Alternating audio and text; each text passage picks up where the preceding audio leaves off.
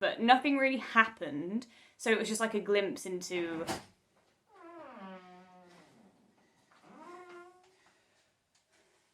Okay.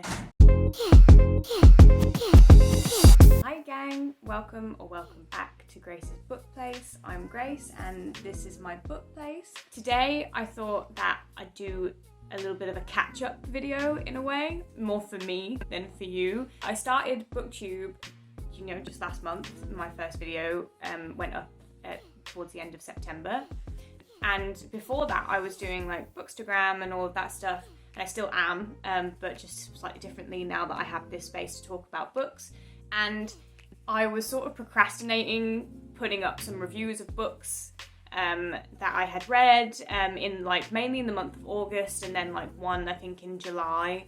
So I thought, rather than having to write out all those individual reviews to put on Instagram like I have been doing, I thought it might be nicer to just sort of get it all done in one go. And so today I'm going to be reviewing 7 books that I read recently, just because I don't want to write out 7 separate reviews. And also it's been a little while, obviously not massively because I've just mentioned it's August and July, but it's been a decent amount of time since I've read them, so some of them aren't fresh. So this it's probably not going to be an in-depth exactly how I felt about the whole thing kind of.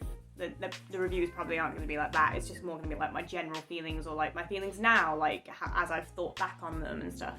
So maybe we should go in order, in the order that I read them. So the first book that I read out of these ones that I'm reviewing today is the one that I read in July, I think, and that is Time's Convert by Deborah Harkness. I'm a big fan of the All Souls trilogy.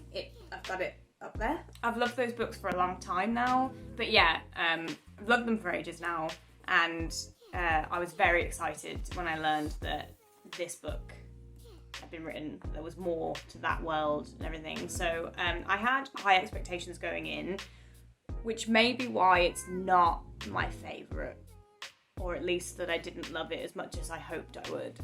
I think this book is fine. It's really nice. For someone like me who is very character driven, this is great, because it's basically just a deep dive into particularly Marcus, but it's basically just a sort of deep dive into character.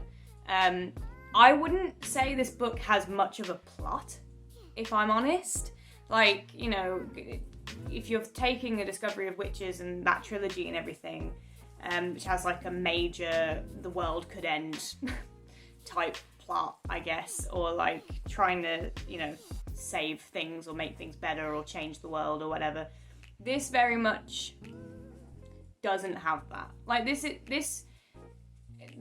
The size of this book, I think, put me off, because it feels like it should have been a novella in a way. I mean, I know there's a lot of information and there's a lot of going into Marcus's past and the historical flashbacks of that or whatever, but it just, honestly, it gives me similar vibes as A Court of Frost and Starlight, and not in the sense of story, because I think this is much better in that way, but in the sense of it doesn't need to be there, but it's nice to get some background on some characters, or to see it's sort of an intermission in a way, or it's just a nice little bit of extra stuff. It just felt like a bit more of a glimpse into the people and the relationships and stuff, and it was nice to see.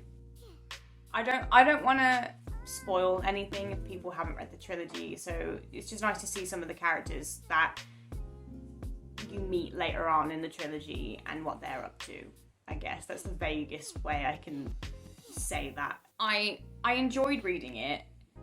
I will say that maybe it's because I'm English, I don't know, or whatever, but I will say that the historical stuff taking place during the Civil War in America was less interesting to me than the whole Elizabethan stuff, and that's probably got things to do with the fact that Christopher Marlowe and Shakespeare and other famous literary people were sort of mentioned in the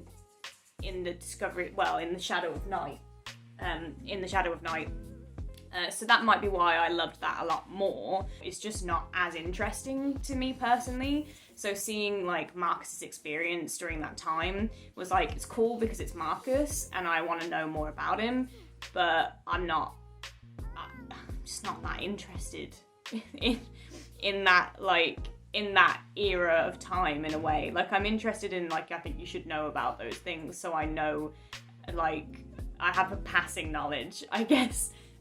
But to sit and read a whole book, like, and especially a fantasy book where you like want to really have fun with the characters and stuff like that, some points I found a little bit tiresome to get through, but I think that's just because I didn't love the setting as much in this. I do think it's that sort of filler book, and that's fine because I think some people want that and some people really enjoy it, and I know that I'm capable of really enjoying it. And like I said, I liked what this book did for some character development and stuff like that. And I guess Phoebe's stuff was interesting. I guess it was just interesting to sort of understand, potential spoiler, but understand the process of turning into a vampire a bit more. I don't know, yeah. It was okay. The next book that I read, I feel is like a little cheaty. Like, so I did my TBR on Instagram for August, and one of the prompts was like to buy a book off my wish list, and so I had to, did a random number generator. I went down my wish list and I picked whatever it landed on, and it happened to land on this tiny little book. I have been dreaming of having like a Christmas tree with little, like, tiny little book ornaments all over it. So in my wish list on Amazon, there are like a lot of these tiny little books, and they have like a little string so that you can hang them up. So cute. And it just happened that day to land on the Wonder Woman one that I had like on my list.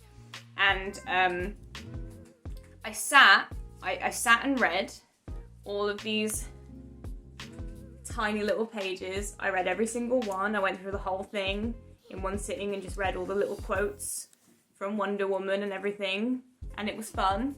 And there were some really cool ones.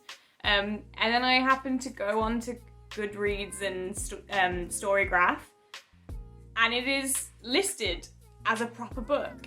And so I'm gonna, my goal for books read this year is 50, which I think I will pass anyway. Like, the trajectory seems to be that I will do that anyway. But if I, for any reason, get to the end of the year and I've hit 50, I'm probably going to have to aim for 51, because I did include this in my overall reading challenge, because it is technically counted as a proper book on Goodreads and Storygraph. So this is in my current count, which I think is a little bit cheesy, but also it is a book and I did read it, so I'm not sorry. But yeah, it was fun, and I'm very excited to start collecting these little books. I'll definitely share when the Christmas tree goes up, which, if I have it my way, will be late November, but I think my husband will probably make me wait until December 1st, which is sad, but he lives here too. So yeah, I will definitely share when I put this on my tree. A little mood lifter after the Civil War. The next book that I read, or at least the first proper book that I read in August, was The Colour Purple by Alice Walker. I loved this. I thought this was great. I found it very moving. I wish I was tabbing, or like had got my tabs at like the time I was reading this, because I did, sorry, so I know it's a book sin, but I did fold a page down for one of the bits that I found the most moving. This book was simultaneously was and was not what I was expecting it to be. I think because it's sort of like, you know, a classic, or considered to be very much a classic, and it's like got such high praise, and like it's just full of people praising the book quite rightly. But I think that meant that I was sort of expecting it to be brilliant, but not knowing what form that would take. So I wasn't expecting, for instance, that this book is written in letters, initially addressed to God, but as things progress that changes, and I don't want to say anything else about that. I didn't know that. I didn't know it was all written in letter form, and that was really interesting and engaging and made the book feel a bit more like, I don't know, fast-paced. It always feels like when books are in smaller chunks or in manageable chunks that you can measure more regularly that you're going quicker than you are. So I think that really helped me like read it fairly quickly. And I also like, I don't know, I didn't know anything really about this book. I'd heard of it, I knew it was important. My brother bought this for me for Christmas / birthday. Gave me a bunch of books, and some were for birthday and some were for Christmas, because my birthday's on Christmas Day. I didn't really know much about it, but I'm so glad that I read it, and it was so good. And there's so much in here about like sexism and racism, so much with regard to like the experience of Black women and like intersectionality and all of that stuff. And I thought this was just really great, and you should read it if you haven't. So, good book. The next book that I read was James Acaster's classic Scrapes. Yay! Oh, look how floppy. It was nice to read a non-fiction by a comedian. And I've said before, struggle a little bit with non-fiction. I got through this one all right, because I listened to some of it on audio, like on the audiobook, which was really great, hearing like James Acaster say it all himself. The only downside to this book is not this book's fault. The only downside would be that my husband and I are both big fans of James Acaster. So we've watched most talk shows and like panel shows that he's been on, and we've watched all of his like specials and his live shows and all of that stuff. So I knew maybe over 50% of the stories in this book already before I read them, so it was still nice to read them, but it didn't get maybe like the sort of shock, laugh out loud factor that it got the first time I heard these stories, like when he would tell them on panel shows and stuff. So it was really fun. I really enjoyed it. The audiobook was good fun and everything. It was really cool to hear him tell the stories himself, and I really enjoy it. And if you don't know much about James Acaster, definitely read this before, well, maybe not before, but read this if you haven't seen loads about him, because this would be a really cool way to take in a lot of his stories, even though it is really fun to watch him tell them on TV as well, so whichever way you prefer, but this was good fun. The next book I read was If It Bleeds by Stephen King. Now this feels a bit cheesy as well, because technically I read like about 80% of this book when Ali and I reviewed it for the podcast, which sounds really bad because I clearly didn't finish the book for that podcast, but that was like a time constraint thing and everything. So I just hadn't read, there are 5 short stories in here, I think. And the last story, Rat, is just the only one that I didn't finish for that podcast episode. You can hear us talk about how we are not fans of this book in that episode. And at the end, I was like, I'll try and, like, Ali DNF'd it. She didn't want to finish it. Fair enough. She wasn't interested. Which I think is one of the reasons why I didn't bother finishing it for that episode either. But I don't like not finishing books. And there were a couple of stories I liked a little bit more than she did in here. I think we both sort of agreed it's a bit of a lackluster collection and it's not the best thing in the world, and we didn't enjoy it that much. But there were a couple of stories I liked a little bit more, so I was interested in finishing the final story. So I finally got around to doing that in August. And it was okay. It was fine. I mean, I feel like there was like one story in here that I kind of enjoyed. I think it was The Life of Chuck. Oh, there are 4 short stories in here, not 5, and I enjoyed one of them. Which isn't awful. I enjoyed there's a short story in here called The Life of Chuck, which I thought was really interesting. I didn't think it was the best thing I've ever read, but I thought it was like a really interesting sort of take on life and death in a way. I found like Mr. Harrigan's phone a bit gimmicky, the whole like phone still working after death and then things happening like fine. And then If It Bleeds was, I didn't like If It Bleeds that much, but then the other side of that is I haven't read Is It the Outsider or I don't know, the book that came beforehand that has the same monster and the same main character and everything. I haven't read the actual book, so I will concede that it might be that I just haven't read the book, so I don't understand the short. I mean, everything was explained again in a way in the short story, so I now understand what would happen in the book, which is the wrong way around to read them. But yeah, I didn't love that. And then Rat, which is the final story that I made myself finish in August, which was just the monkey's paw. That's all it was. It was just a retelling of the monkey's paw, which is fine. There's nothing wrong with a retelling, and if you enjoyed that story, that's fine.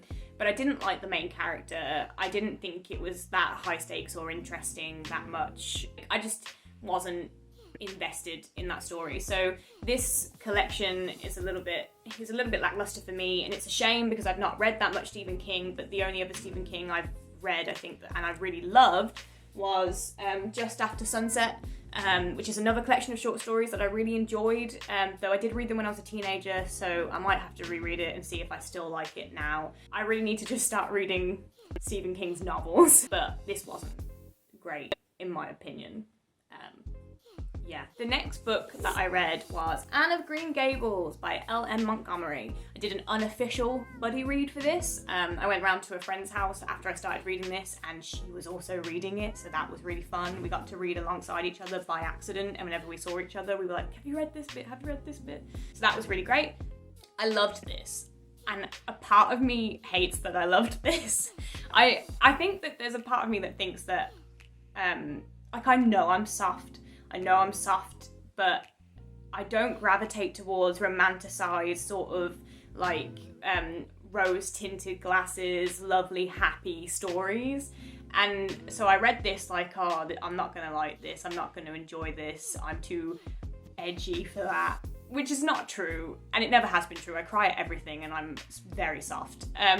But I loved this. This is just like a warm hug, and nothing really, it's got like, it gives me the same feeling that watching My Neighbor Totoro gives me. Like, nothing really happens in that movie, but it's just childhood, and it's lovely, and it's warm, and it's magical. And that's what this feels like. Like, towards the end, as she grows up, there's a part of you that, like, just dies inside, because no, she has to stay young and happy forever. It was so good. I found myself relating the most in this book to Marilla, mainly based on the fact that when Anne shows up, Marilla is like, eye roll, can this girl shut up, please, and just stop being so annoying, which it was my reaction on, like, the first time you meet Anne. She will not stop talking, and I was like, this is insufferable. And then as you read, she never changes, but you grow to love her. You love the fact that she talks so much and she's excited about everything, and everything is so romantic and dramatic. And so I found myself basically being Marilla, being like, ugh, like, I don't want to love this child, but I do love this child. And it also, I think, in its simplicity, brings up some interesting questions. There's a lot of moral dilemmas in this book. There's a lot of talk about the right thing and the right way to behave and all, and it's because it's kind of old-fashioned and it's set in a very like Christian setting and all of that stuff, which is not the point, I guess. It's more just like a child figuring out how to be an adult or how to relate to people and everything, and I really loved that. And I also am really excited to read the next ones, because the end of this book, I guess, heavily hints at a romance, which I think you know all the way through, but I just love the fact that this book lets Anne be a child and it doesn't force that romance really early on, and she gets to just be a kid all the way through this book. So there isn't any real romance in this book, but you just know that the next book is going to be romantic. So I'm excited for that. I really love this. If you love Little Women, you're going to love this, basically. Like, I just don't... It's so good. It's just... That is why it's a classic. I don't know what else there is to say. The last book that I have out of all of these books that I just never got around to reviewing properly is The Stranding by Kate Sawyer. I mentioned this in my first or second, I think my second video. I mentioned this when I was talking about like the end of year thing and my favourite books and all of that stuff. This is the book that is competing the most with Circe. I don't unfortunately think it's winning, because Circe is definitely staying put as my current top read, like favourite read of this year, but this is number 2. I wasn't expecting it to be as brilliant as it was. I wasn't expecting it to talk about the things that it spoke about. It talks a lot about like women and sexism, and it talks a lot about gender stuff, and I would call it personally a feminist book. I think I would, but like it does it very delicately and really lovely, and like all I'm gonna really say is the premise of the book, like, because I feel like that's what drew me in, and it's so good. A woman climbs into a whale to survive the end of the world. That's the plot. It does a really great thing in that with like time, like the chapters alternate, so chapters alternate between her at the end of the world and how that's going, and her pre the end of the world and how she got to where she was. So that's all very exciting, and I really liked that, and it was really interesting to read it that way. And also my favourite animal is a whale, specifically a blue whale, but whales in general, and so it had a whale on the cover. I wanted it, and then it ended up being great and about things I really care about and talking about topics I love and all of that stuff. So I really liked this. Not much else to say because I don't want to spoil anything, because I just think it's so interesting as a concept. One of the things that I will say is, I don't know if this was on purpose, but it probably was, knowing publishers and how they think. Like, so she climbs inside this whale, right?